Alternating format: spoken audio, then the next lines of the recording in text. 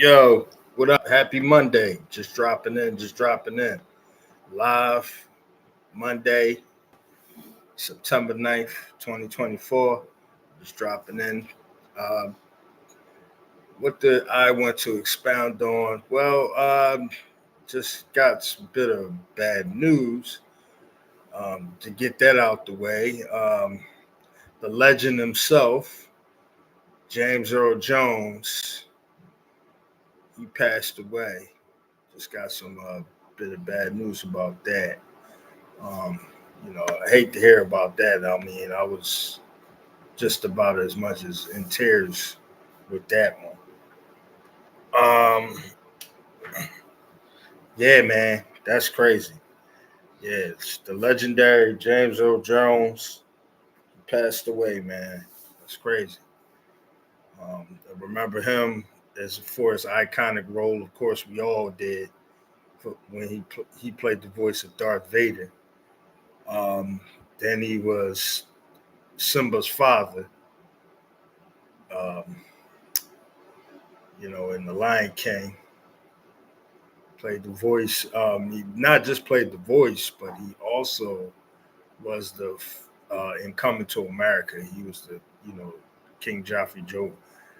It was the ruler King Joffrey Joffrey, something like that. The father to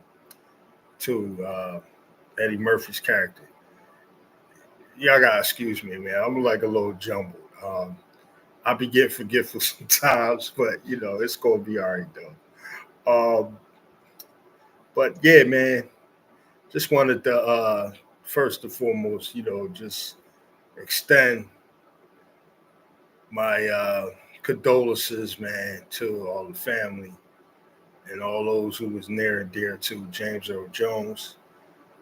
Even though he's many years of my age, as a senior, 93 years old, everybody knows who James Earl Jones is. If you didn't, then you must have been under a rock because he was a very iconic figure, especially in many movies. All right, so now that that's out the way, though, I mean, he will forever be remembered. Um, Moment of silence, if I will.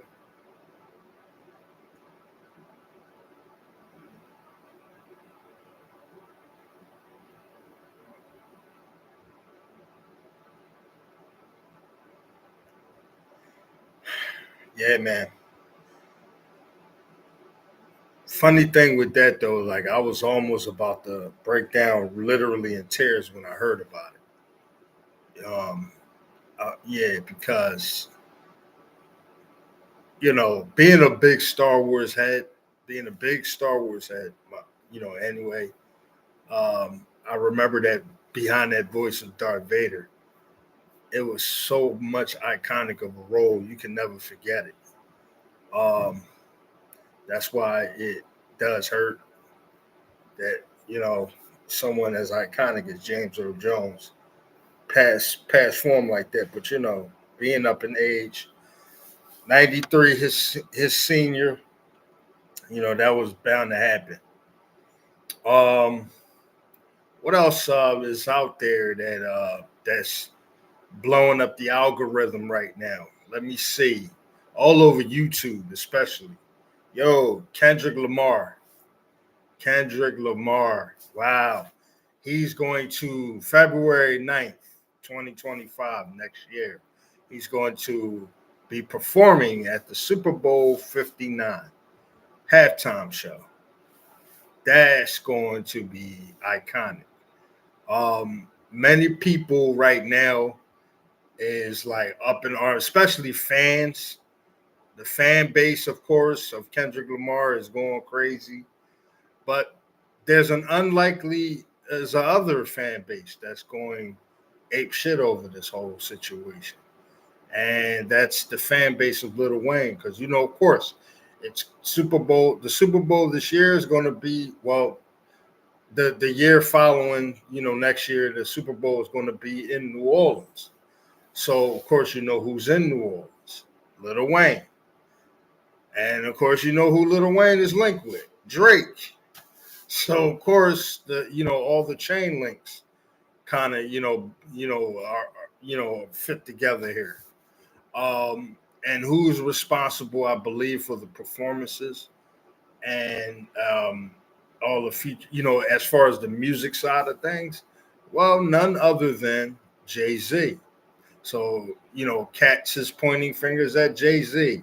Katz is also pointing out that Lil Wayne should have been, performing and stuff like that. I say to all that, just let the man have his moment. Let it be. Kendrick Lamar, he's always shining. He's doing his thing. So it is what it is. Let the haters hate. Like it's always going to be like that. But I could tell you what, man, and then also too is a lot of subliminals in there as well. But anyway, aside from all the music stuff, because like I said, that's going to be talked about enough. They're going to talk about that enough. Trust me. The algorithm is jumping. You know, I mean, YouTube is all over Drake and Kendrick. So me adding on to that is just like another cog in the wheel, pretty much. Like it's no sense. But I want to pretty much just get on here and say, like, look, viewers or not, I do this because I'm doing it for the culture. And what does that mean? Whether it means the culture of art, the culture itself, um, music. I do this for the culture of our people, society. Just to give y'all just briefly, like, look, I stand to rise as creation. This is something that I've decided that I wanted to do.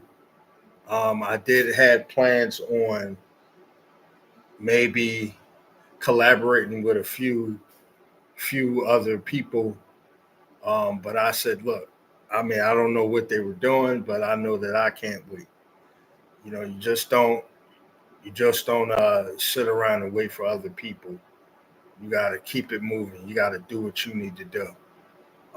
There's a saying that I did put out there is that you don't wait on others. You don't wait. You don't wait on others or wait to while you are under other people or something like that. You also work on what you got going on. I mean, I worded that in so many different ways. I mean, if I'm collaborating with other people, um, don't think that I'm going to be collaborating with you and that's just going to be it.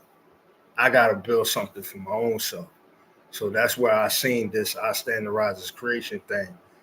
I mean, we're talking about years and years and years. I couldn't tell you definitively what particular year that I've actually started this. I know it was right around like, I want to say 2012, 2014 that I decided to start this venture. Um, Writing is my thing. That's my passion. So don't think that I'm on here as like some other like rapper or something like that. When I choose to view music and stuff, that's because it's music I love. It's artists that I love and I respect. And when I listen, I'm a hip hop head. So a part of what this, a part of what all of this means to me is to also incorporate the hip hop into the mix because that's a whole part of the culture, my culture that is. Um, my culture of being, ever since, growing up, in the 80s. I was born in 1982, so hip hop was definitely a soul part of my life. Um, Although I didn't catch on to hip hop until maybe like between 88 and 90 where I really kept caught on to hip hop, really caught on to it. Because mind you, I was I was like a young, like infant to toddler at the time. 82 up until that time. So hip hop for me was not something that was like a focal point. Maybe when I was like around 5, 7, around those ages that I latched onto the TV, watched Rakim videos. Everything of Rakim's like I was mesmerized about. That's when I knew I fell in love with hip hop. When I caught Rakim's videos.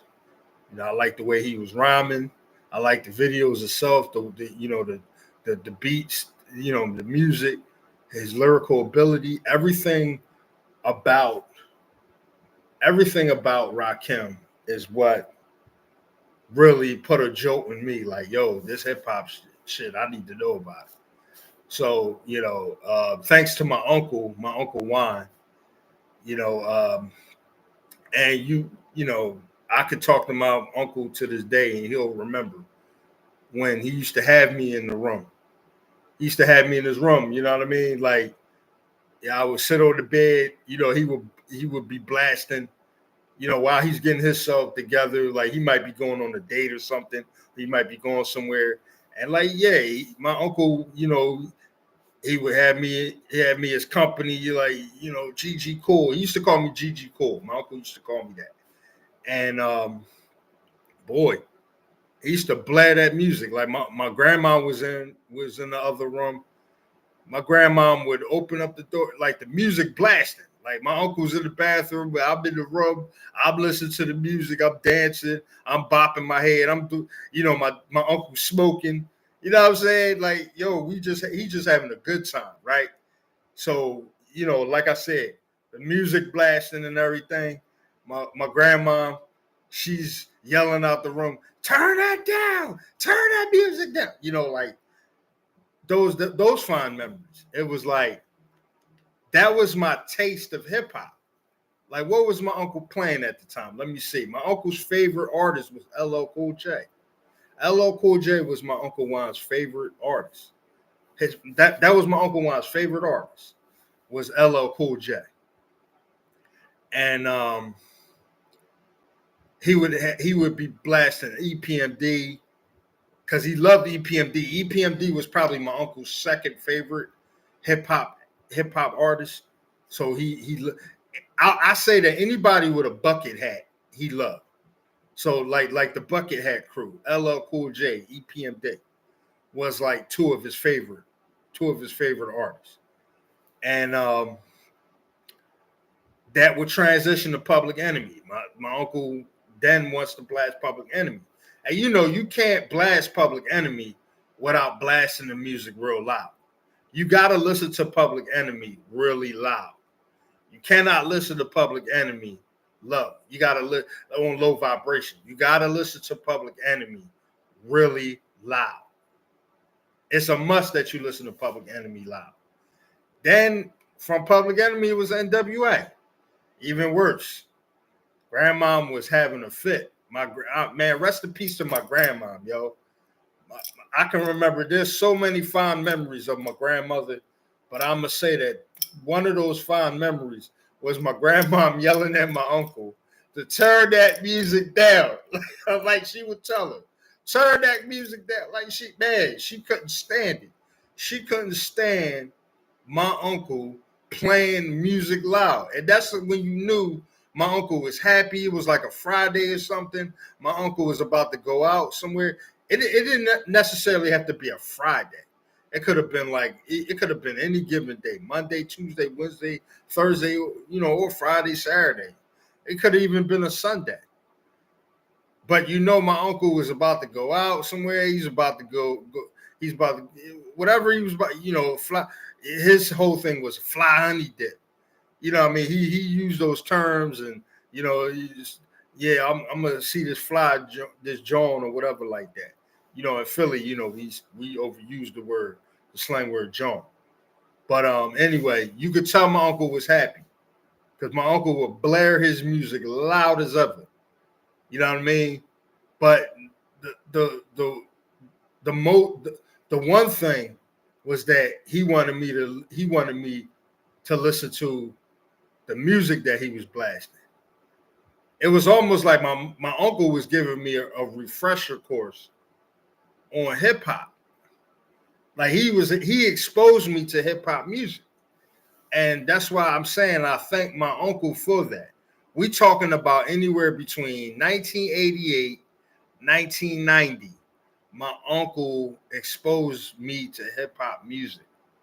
Yes, my uncle exposed me to LL Cool J, EPMD, some KRS-One, some Slick Rick, because he was playing some of that. He was playing some Ice Cube. He was playing Public Enemy, NWA. At the time, those were the hip hop acts that were big at the time. Some Big Daddy Kane, so or should I say, they were super popular. You know what I'm saying? Or it was just that, look, whatever my uncle liked, that's what he was playing. You know what I'm saying? My uncle had mixtapes. He had, albums. He had all kinds of stuff. His room was like a hip hop mecca. You know what I mean? Everything was in there, like posters, fly posters of like DJ Red Alert, posters of LL Cool J on the wall, EPMD on the wall. You know what I'm saying? Old school shit. Sugar Hill Gang. You know what I mean? Grandmaster Caz. I can remember, man. Like he had posters of like Parliament Funkadelic on the wall. You know what I mean? My uncle was he wasn't that diverse as far as his musical taste, but you could just really tell, like, when it came to that hip hop shit, like he was really on top of it. And he exposed me to hip hop music. So that's where my affinity and my love for hip hop came in. That's when I started to really see this hip hop shit, like, as a means of like, man, like I need to know what this is about.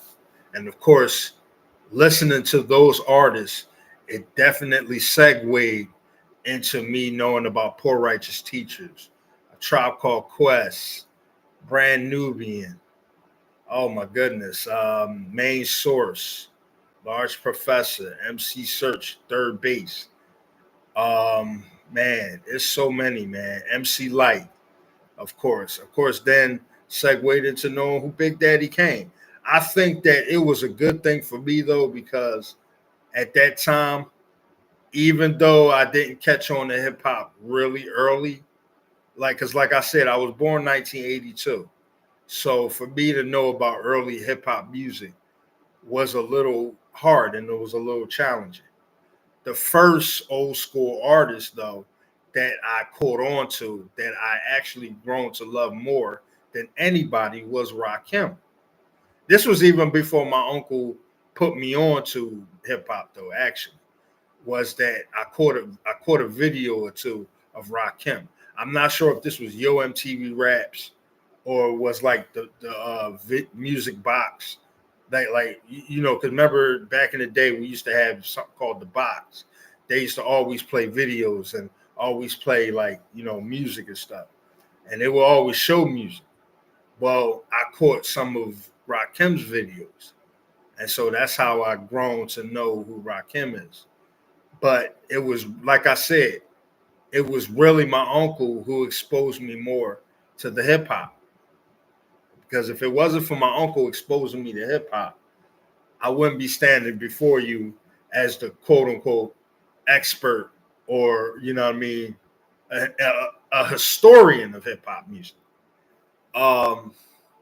Yeah, and when I say hip hop is my life, or it has really shaped and molded things, I really mean that. I mean, like I said, I'm every bit of like a preteen at this point, learning about all of the different hip hop artists at the time, early in that time. Nas, of course, segued into Wu Tang. Like I said, Tribe, because I was, man, Tribe Called Quest, Low End Theory, the one song off that album was Award Tour. Award Tour was a favorite track of mine. I love that song Award Tour. I couldn't get enough of it.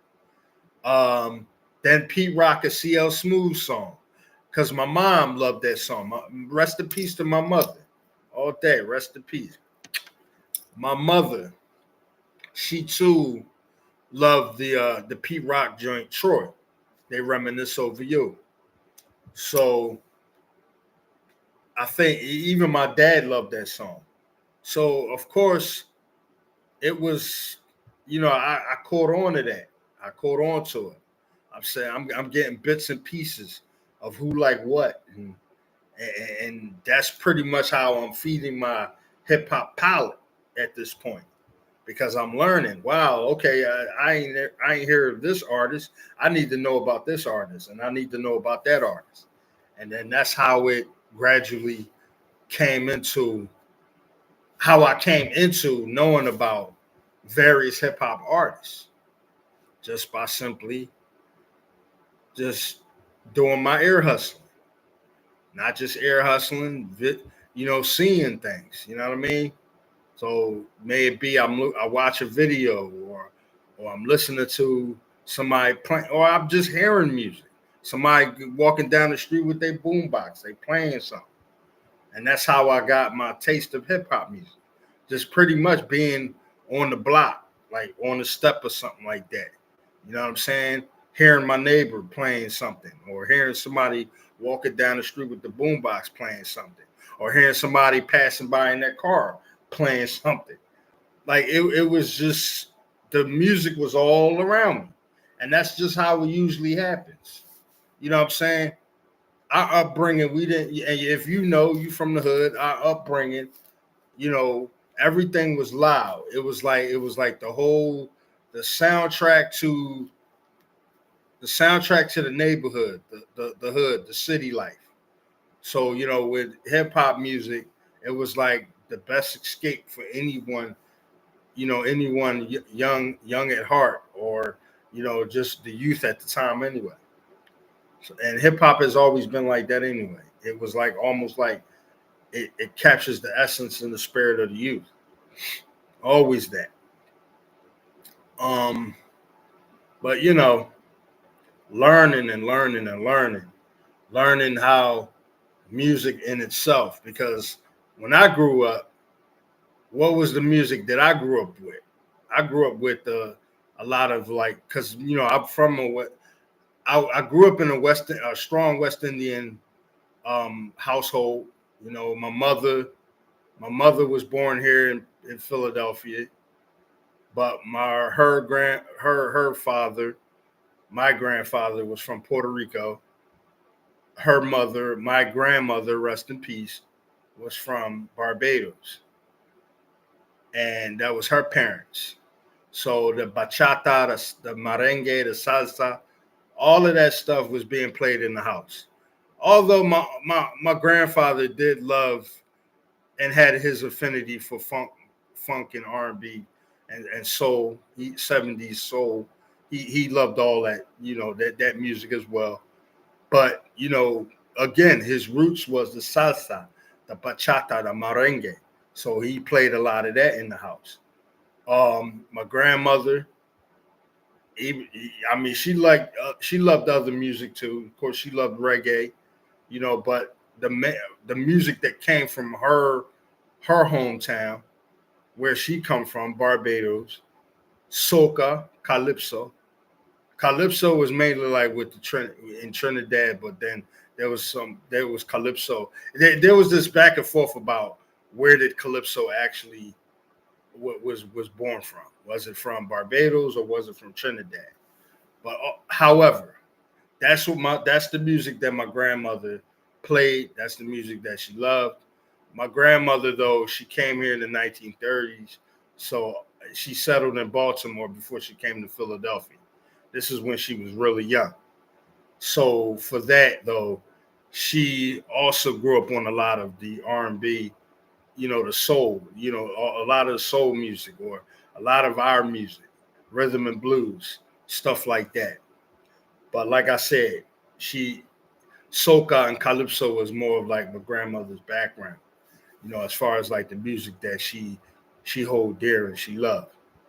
And that's the music that she would play in the house. And then with my father, he was born in Jamaica, so reggae music was, especially from the time I was born, reggae music was my soundtrack.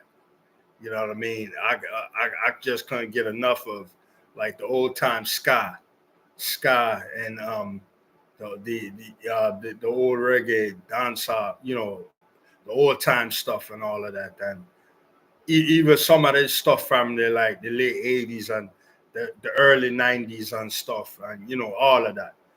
And then would be in Jamaica. My father, he would go down like around in '91, and then that's when I was down there with my father in Jamaica, and I would soak up more of the Jamaican culture. Like start chat patois all day on. Like it was at a point where I didn't even speak English, or at least American English. It was just nothing but broken English all day. Chat all day about this and that and Ray, so on and so forth. But anyway, just giving y'all a little synopsis of what my background was like growing up. Like, so for me, it wasn't actually hip hop first because I was too young to catch on to hip hop. I was too early to catch on. But I'm happy though that I catched on to hip hop in such a time that I did though, because as a preteen and starting high school, and as a preteen starting high school, coming out of grade school and stuff, and just seeing, just man, what was I like dividing my time in between? You know what I mean? Because my mother wanted to, shout outs to my mother. Like I said, my mother wanted to make sure we were safe. She didn't want me, she wanted to shield me from the street life and all of that stuff. So it was more like, okay, so what do I do? Well, I was more like a nerdy kid. You know, I love to draw. That's why I have a big affinity for art and culture. Went to art school. Really, um, I really lend a lot of my constructive time to just drawing pictures. You know what I mean? And just doing that instead of running around in the streets and causing mischief. Even though I'm not exempt from that because I did do. I've caused. Man, listen. I think every kid, did that once in their life. Come on now, you're not gonna be from where you're from, and then not be in the streets for a bit. So that was part of my story as well. But I more so would be into the comic books and graphic novels, and I would be more into, you know, all the innocent fun stuff. You know what I'm saying? Hip hop music, loving hip hop. Like, but I would pretty much get a taste of what the streets was like and stuff like that, even though I wasn't in the streets hardcore. You know what I mean? Because also my mother made it her business, and just like with my family, like how her upbringing was, she too was raised up in church, and so was I. So we always raised in church. You know what I mean? Episcopalian faith. That was my faith. Growing up, being Episcopalian, African Episcopalian at that. We grew up, in the faith in church. I served my church and stuff like that. So a lot of that is instilled in me. A lot of being a God fearing man, a person, that's instilled in me. So with that escape from all of the angst, even with dysfunctions in the household or whatever, being at church allowed for that spirituality to kick in, and it would polish me up a little bit. So I had this fear of going out in the streets and, you know, doing anything wrong because, that would mean that I would get a butt whooping, or you know what I'm saying, I would get punished, or you know what I'm saying, I wouldn't be able to do this, or you know, get ready or play with my friends or whatever. So it was a lot, and like I said, you know, you being shielded, part of a lot of things was upbringing. You know what I'm saying? The more and more they brought you around meaningful things, the more you become of those meaningful things, or those meaningful things become you. And that's when you start to develop into being more of a good kid than being the bad kid per se. Went to Catholic school. That was a sole part of me being polished as a kid. Um, I would I would have to fast forward all the way to the beginning of high school. I could have even went into the army. That almost happened, going into the army.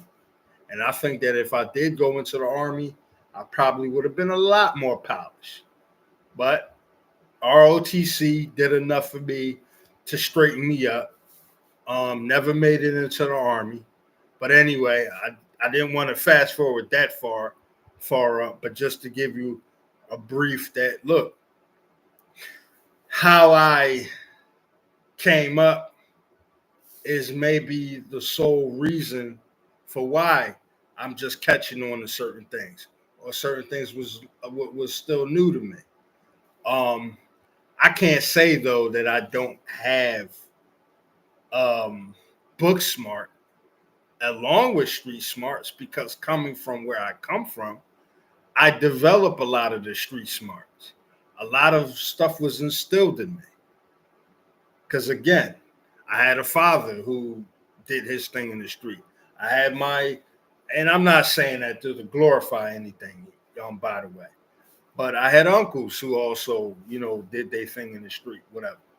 So it was actually their street smarts was instilled in me. That's where I got the street smarts from. My book smarts come in that where, you know, of course, I was shielded. I was in the home. I would study. I would have to sit down and study. I was like the kind of kid where if you don't eat your vegetables, you know, you won't get to play outside. That's the kind of upbringing that I had. You know what I mean? I have to study first before I do anything. I, and it'd be nights where I'm studying all night and wasn't able to watch television and stuff like that. So a big part of like my upbringing and especially in education was that even with my grandma being a teacher, we had to read a lot. My grandma made it her business that we read a lot. She really made it, man. She was not playing. My grandmom said, we are going to read. I was in her room, maybe all day to all night, reading books. That's when I became so elated by reading. I mean, I'm an avid book reader now because of that. And why am I saying all this? Because I'm saying all this because, you know, versatility as a youth and being in my adult stage now, I have to really say that there's a lot that I've learned. And with learning comes a lot of understanding too. It comes a lot of understanding. I would even go through a period or go through experiences with everything from knowing what homelessness feel like to knowing what it feels like to be without, at times struggling, knowing what it feels like all the so-called things that some of the well-to-do kids would mess with the other poor kids, so to speak, about. I've experienced those things myself. I don't.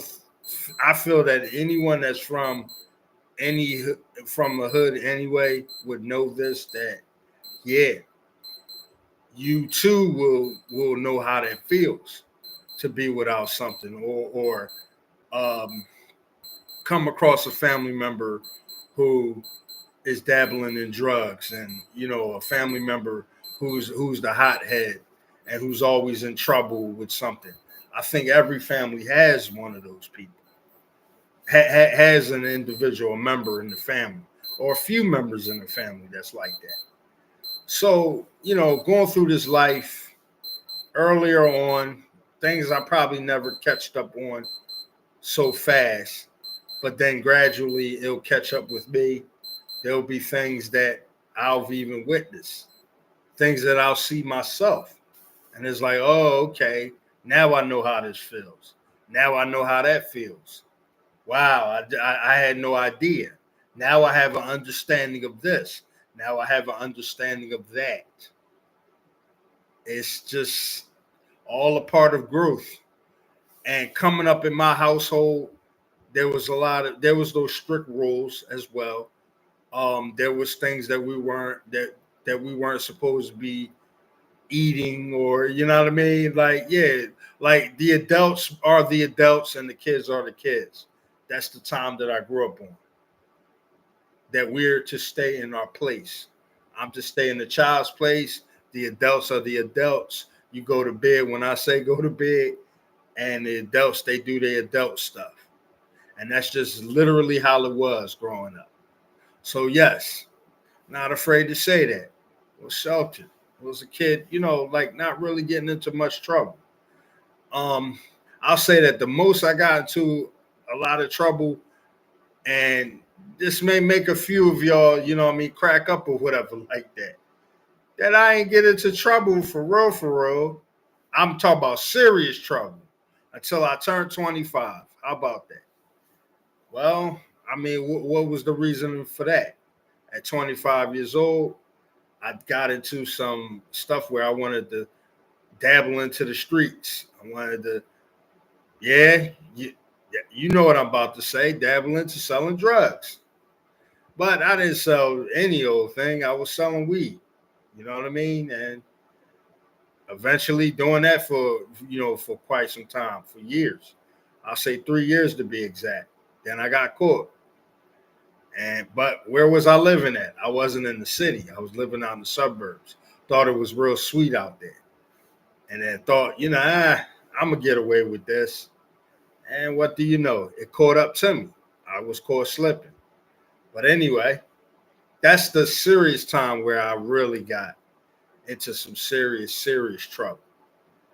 And yeah, landed. What happened to me? Was locked up in prison. Hmm.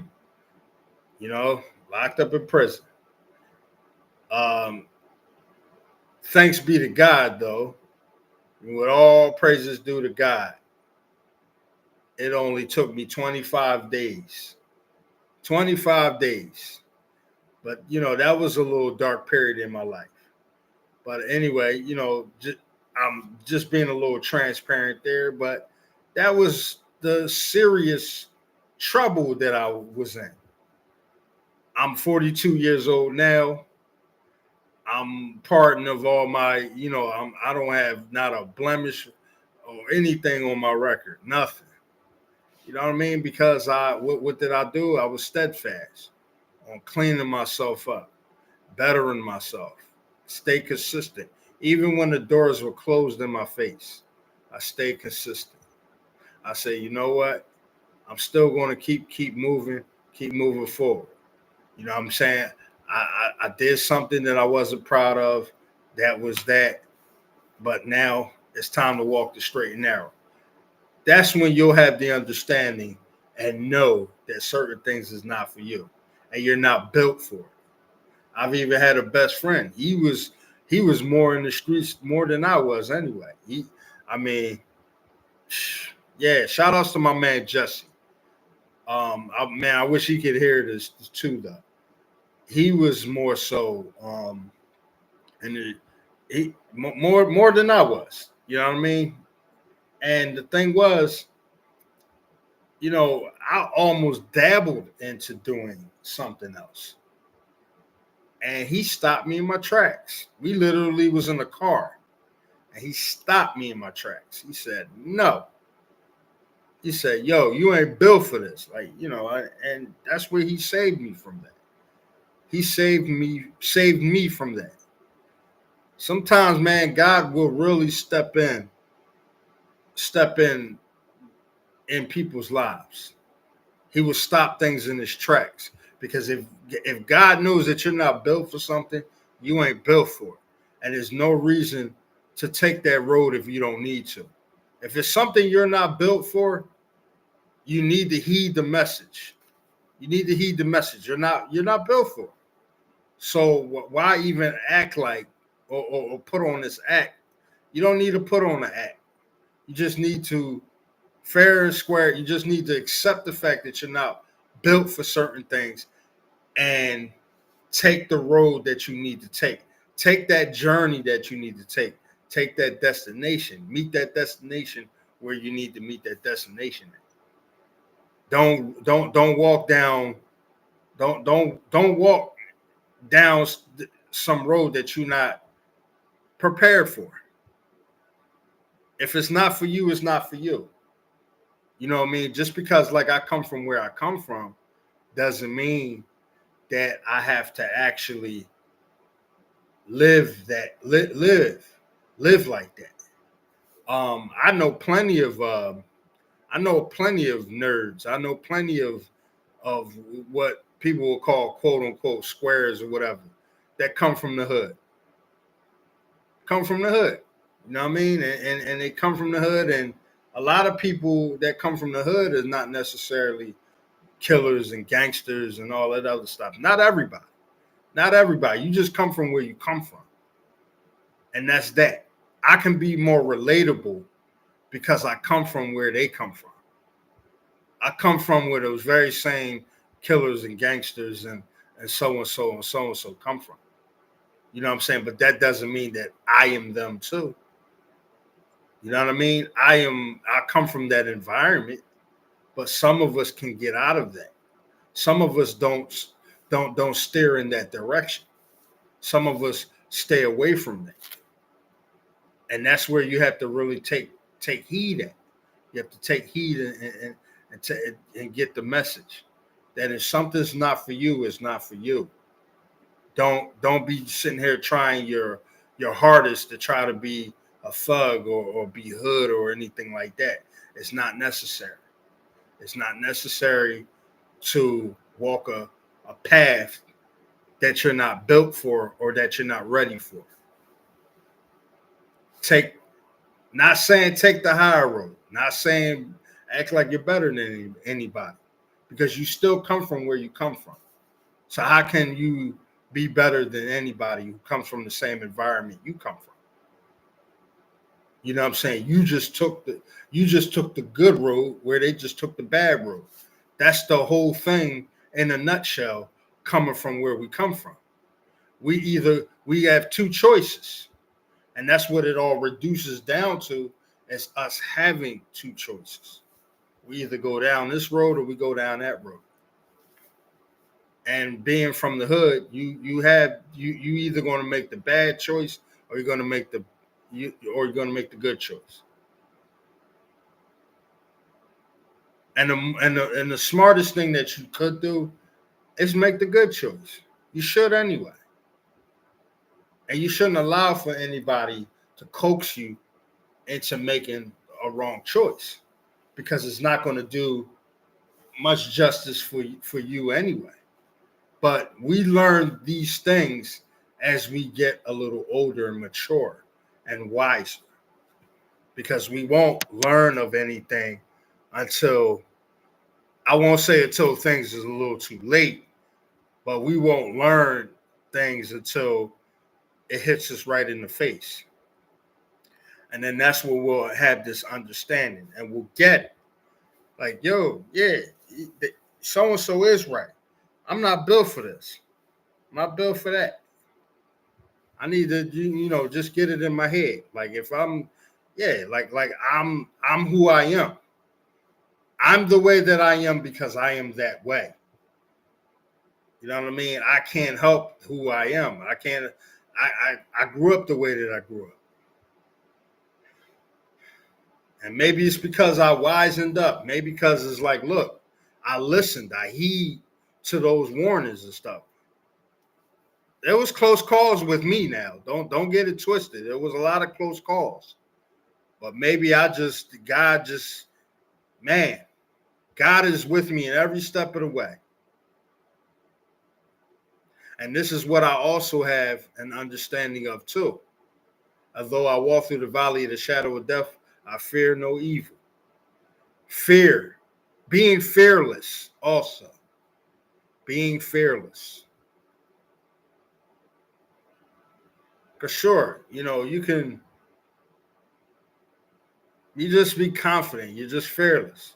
You just know that, it's not that, oh, nothing can harm me or nothing like that, but you just know that you walk with certainty. You walk with God. And then that's when you know he's going to be with you every step of the way. Like I said, I come from where I come from. I come from the same environment. So I don't want nobody to get that twisted that, who's this uppity dude? Who's listen, I come from the same environment.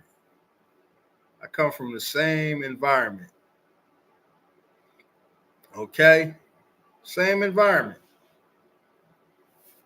I knew a lot of people, man, that was on that gangster killer that had that mentality. I know a lot of people that's on that.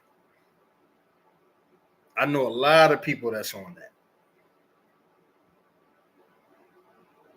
I just made it my business that I'm not going to be on that. Because I see what my uncles went through. I see what my dad has went through. I hear all of the stories.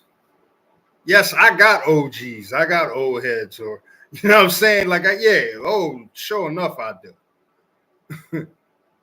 My father's friends, my uncle's friends, people who watched me grow up and whatnot, people who will have my back.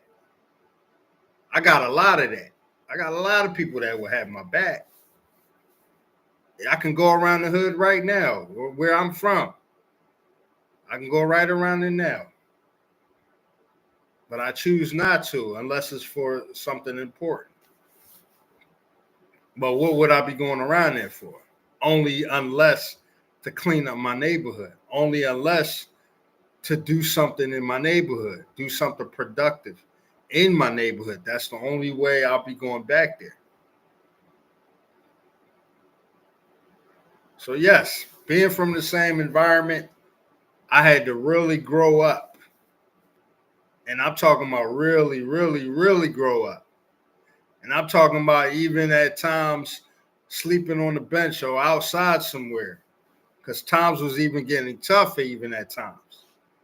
Because, you coming from living out in the suburbs that have to come live right back in the city. And then you find out, you have a girlfriend and, they give you the ultimatum, man, you can't be shacking up here for too long. And then you got to find your own place. And then even in between that, things get rough. Things get tough a little bit. And then you got to sort of find your own way. I'm talking about me being in my, in my 20s at this point. Me having to find my way because what am I doing? I guess I'm really trying to find my way so much that I'm just lost a bit. And thank God for education. Thank God for me reading self-knowledge or knowledge of self. That also steered me in the right direction. That also put a jolt in me. That put some confidence in me. That I'm more than what society sees me as. I'm more than that. I'm more than what my environment or what I'm reduced down to in my environment. So it's like, okay, I take the lessons that's within these texts and this literature and I apply it to my every being, and still fortitude and still strength within myself. Walk upright. Walk with confidence. Because if anything, people love a confident person. You don't have to be cocky about it or be arrogant about it. You could just literally just walk tall, walk with your head up high, walk with confidence because you know who you are. That's what self-knowledge does for you, or knowledge of self. It allows you to walk with confidence. You out here, even throughout the struggle, even through finding your way and all that, you find out that you are more than what they say you are, or how they view you, or even what the things they say behind your back. Because people are not going to get you. They're not going to understand who you are until they really get to know who you truly are. And even then, because it'd be a lot of people trying to figure people out here. But you don't have to understand me or figure me out. Just know that I am someone who's about something. I am someone who knows who he is. I am confident in myself.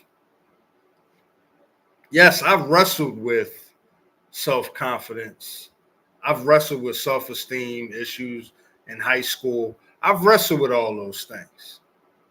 You know what I mean? Man, look, I'm like these kids today. I was definitely like these kids today. Didn't really know myself or trying to really find myself. Even feel lost at times. My mind all in a scramble. You know what I mean? Like overwhelmed. My mind was very overwhelmed in my early stages in high school. Mind all overwhelmed and everything. Damn near, get into situations where my life could have end, was in jeopardy. And here I still walk with certainty in God. I still walk with certainty in God. Still walk with certainty. I still walk, must have been an angel, with me and whatnot. Just really walking by faith. That's the word I'm looking for. Even if I had faith of a mustard seed, as it said in the Bible. But walking with faith. But I'm in some near-death situations, all kinds of things. But here I am. I'm leaving a preteen in my early 20s, trying to find myself, trying to figure out what's going on all around me. And then, really didn't have much understanding of things. And so now, I'm like, well, wow, what do I do next? Well, like I said, luckily I've wisened up. Luckily, all the things that was instilled in me growing up, I held on to those things. I kept it going.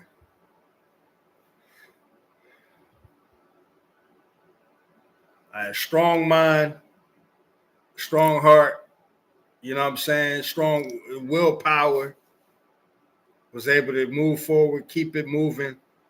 Man, I've had people turning backs on me, all kinds of things.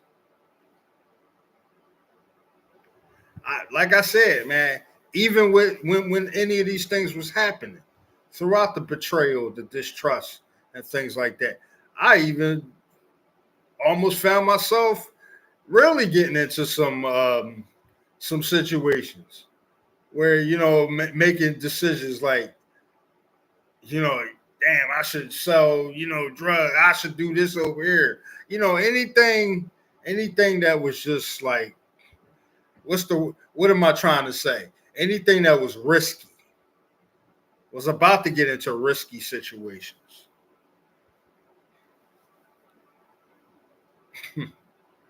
Dabbling a little bit with depression. a bit, dabbling a little bit with that. All this in my early 20s now. All this in my early 20s. Because in my 30s, life was a lot more different. But all of this would happen in my 20s.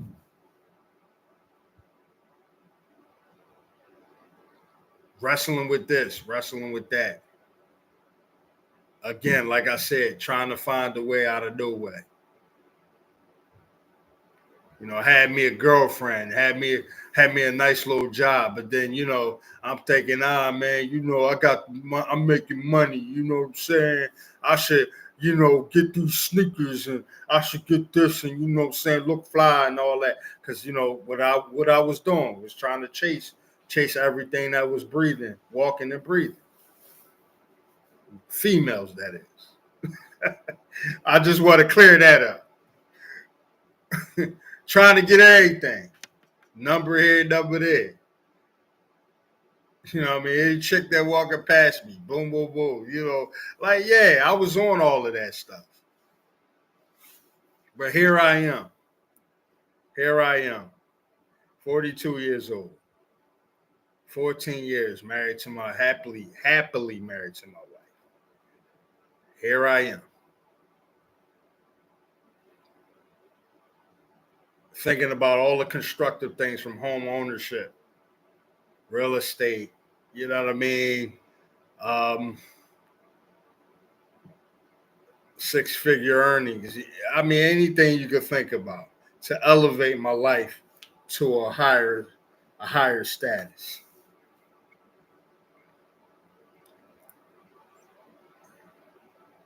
But also knowing that, humility and all those things,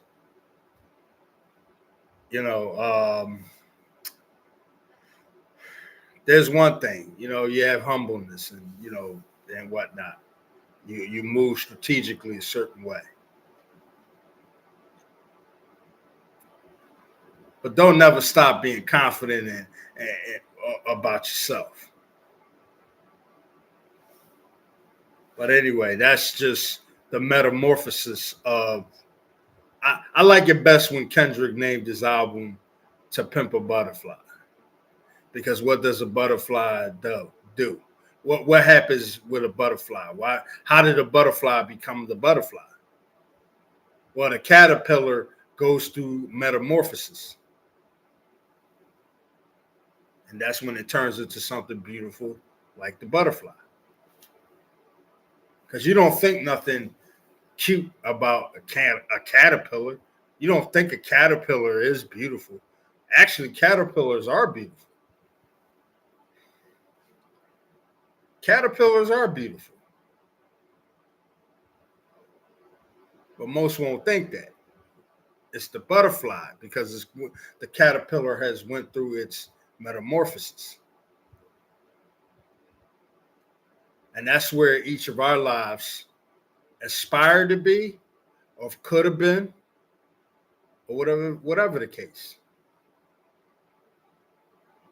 But this is where we as human beings know from which we came from, know where we're going, and we keep our head straight. I always like to say, keep your mind and your heart right. Stay on the right path. That's all what it means to me. It's to stay on the right path.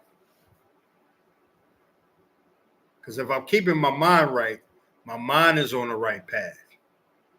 There's right thoughts. Keeping my heart right, my heart is right. I can love right. I can live right.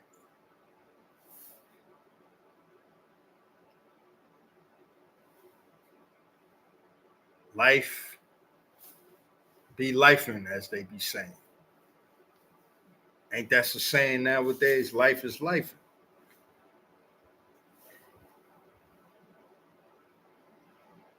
Funny thing is, I feel much more youthful at 42 than I ever did. I don't know if that probably would make sense to a lot of people. Oftentimes, I don't even feel like I'm 42 sometimes. but I am. Because trust me, your body's going to let you know it. You know what I mean? It's certain things that's going to happen throughout your metamorphosis. Because you know we still grow. We're still growing even when we're at the ages that we are at.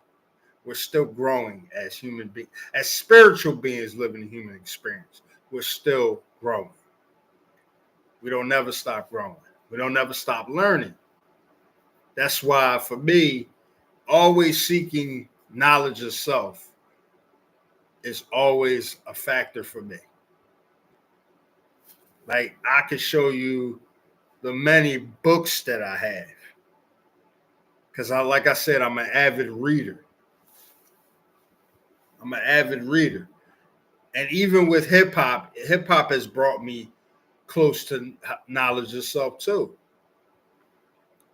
That's why in some areas I'm more polished than other areas. And I'm still growing into being and having understanding of what those other areas that need polishing at. Because I am still a work in progress, and I understand that. I understand I'm a work in progress. When you realize this, you're a work in progress. Who can take that from you? You realize how much of a work in progress you are. I'm a work in progress, just like so many of us out here. Because what we're learning from our environment. We're learning as we're going along. There's a lot of things you're going to find out even about yourself. Might even scare and spook the hell out of you. It might scare and spook the hell out of you. It will. A lot of things that you will find out will spook you. And it's okay if you are just finding yourself in your 30s or your late 30s or your early 40s or your late 40s. I ain't found myself or really have more of a greater understanding of myself until my late 30s. It is what it is, right? Because all that stuff that I was trying to get out of my system in my 20s, frolicking around, messing around, also that's another form of saying frolicking, messing around or whatever, out here dabbling into this and that, all that, trying to get all that out of my system at 20 years old. But then life hits you because you were just riding high on whatever it is you're doing. You just ride so high that, oh, I can't get caught. Ain't not gonna happen to me. I'm good. Whatever. Well, it's a wake-up call. Wake-up call. It does happen. Wake-up call. And then boom, it hits you. All that floating and riding high, man, that blows up all in your face. It gets stopped in its tracks. Yup. It gets stopped in its tracks. Then you start to realize, welcome to it. Well, shoot, you should have been open to this adulthood. But a lot of us, we weren't open to adulthood yet. And yes, I'm talking about us in our 20s. Didn't really open ourselves to adulthood, or at least take it serious of what it really all means to walk the straight and narrow anyway. We didn't really take that all serious, what that really means to walk the straight and narrow. We just say, you know what? Nah, man, I'm going to just do whatever I want to do. You know what I mean? Because, I'm riding high. You know what I'm saying? You look at your wounds. You really Yeah, man, you so immersed in how you getting it and doing whatever that you just not even saying, yo, this is really serious out here. I mean, it will become serious for you because you'll be in a situation where it's a serious and dire situation. And yes, I am talking about the street life. Those who know what I'm talking about. If you know, you know. You dabbling into that stuff. It won't start to hit you until something serious happens. That's what I'm saying. You fooling around with life and really not taking things serious, it's going to blow up in front of you. So with this metamorphosis in our lives, man, I've learned a lot from my upbringing. I'm gonna tell you that right now. I've learned a lot from my upbringing. I have. Like the things that I divulged to you from the beginning of this video, I'm telling you that a lot of things from my Caribbean, from that diverse background of mine, to learning how, our people are, to learning how, serious my grandmother took to education, and for us to learn and for us to have an education, from her taking that serious down to my mother instilling the things that she instilled in me, down to my father, even though he was in the streets and everything, heavy in the streets, but instilling in me that I need to be a better man than him. It's these things we won't learn or we won't grasp on until it becomes a situation that's full circle. That, oh, this is why they said what they said. Oh, okay. The light bulb comes up in your head. Then you start to realize that, yeah, this is where I need to take things serious now. I need to be serious about things because there's no joke out here. But we ain't listening to that either because we still think things are a joke. We not even taking that serious. We've always was told, yeah, it's gonna be real. Things are serious out here. Boom, boom, boom. But unless you out there experiencing it yourself, you won't know how serious things are. You have to experience these things for yourself to know how serious it is out here. Only you would know because you can learn from that.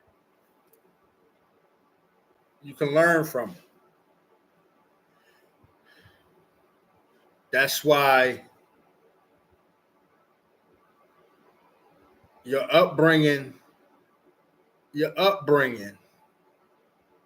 can also tell you a lot about what even your future is going to look like. May not make sense to some people, may not make sense to any of you, but your life is going to make sense to you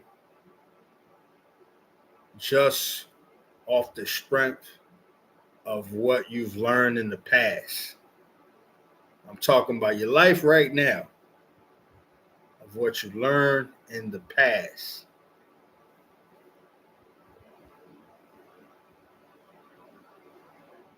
Where you are today, where you are at right now in your life.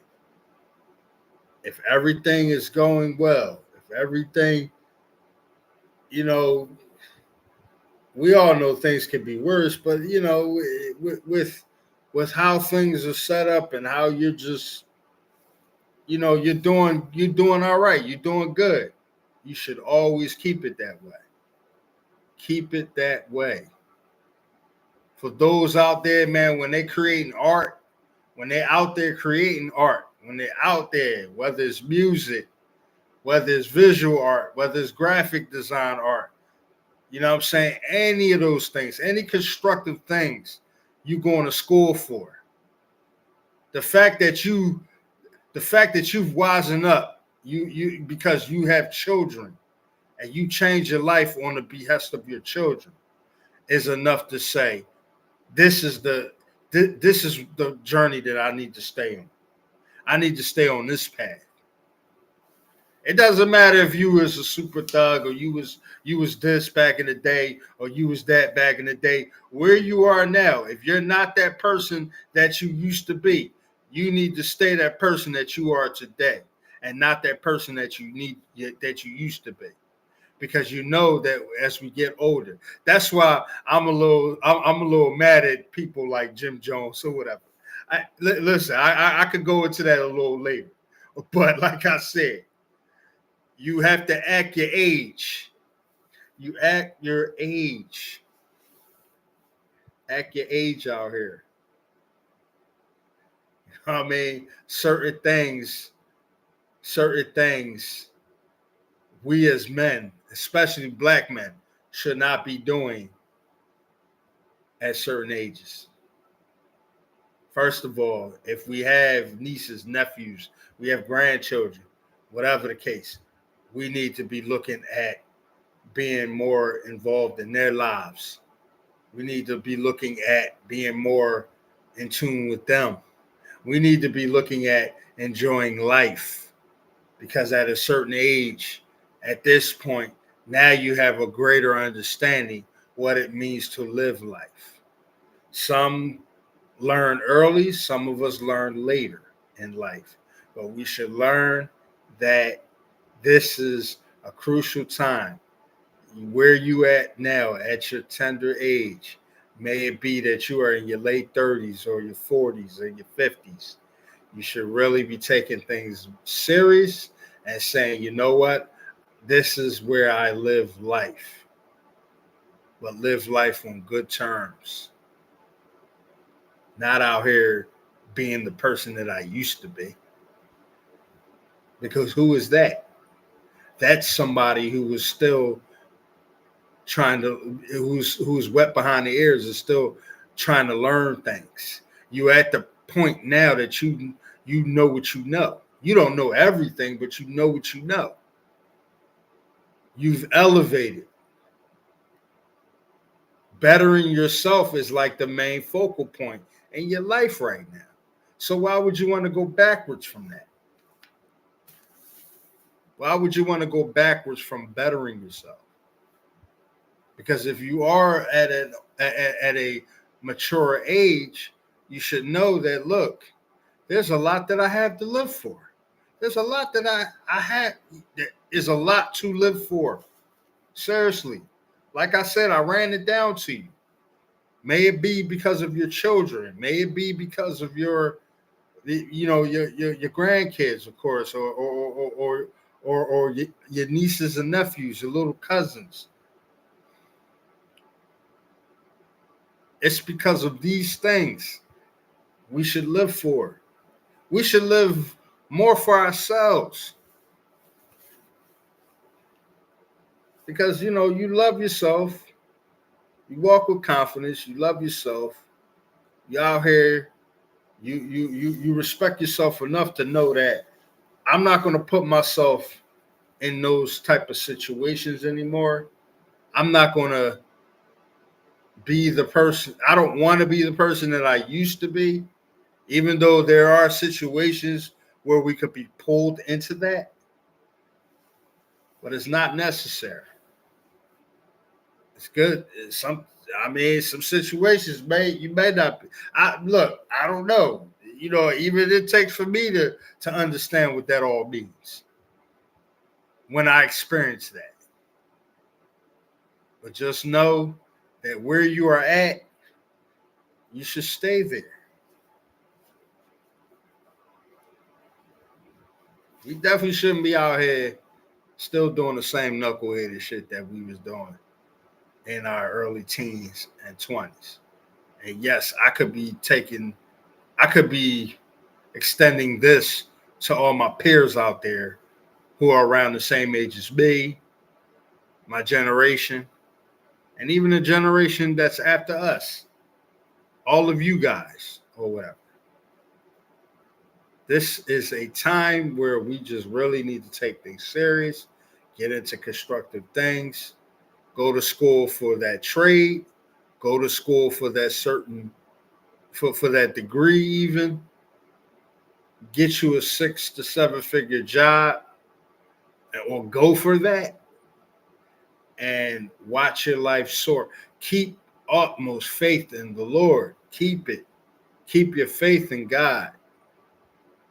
Concern yourself with being more better for the Lord.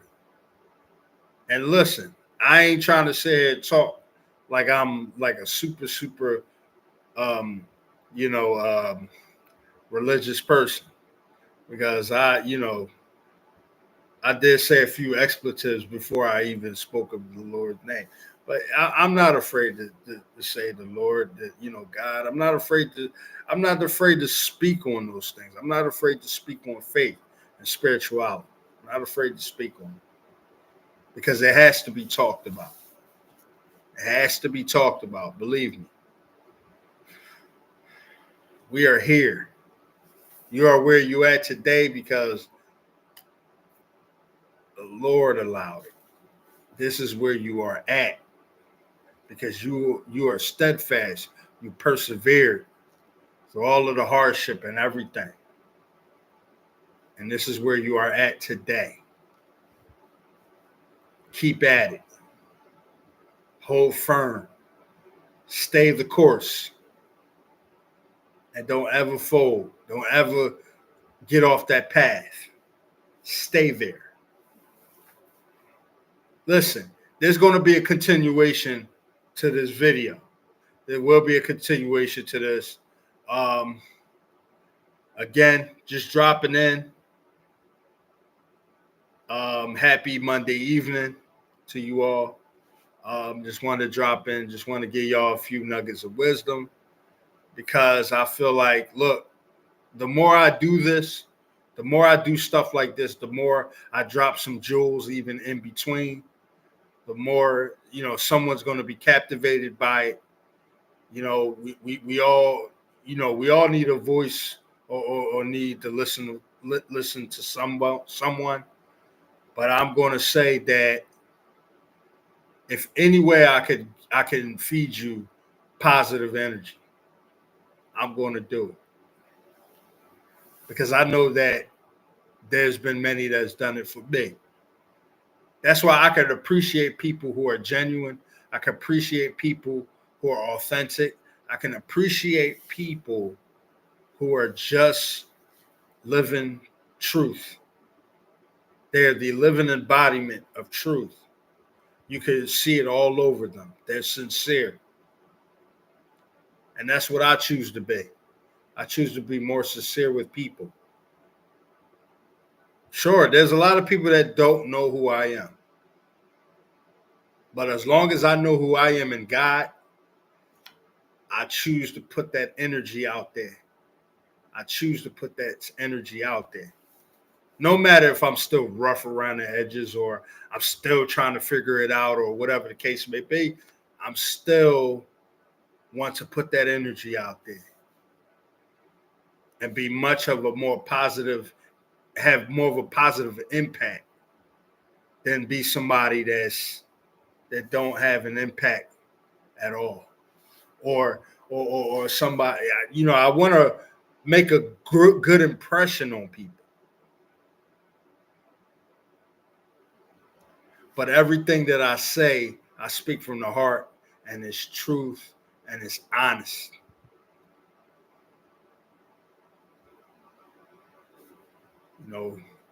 So that's that. But like I said, there's going to be a continuation. Just dropping in. Like and subscribe to this channel if you like. I'm gonna be here. I'm gonna be dropping in sporadically when I guess I feel like it. You know what I'm saying? Because some things are just outlets that I think we should take advantage of.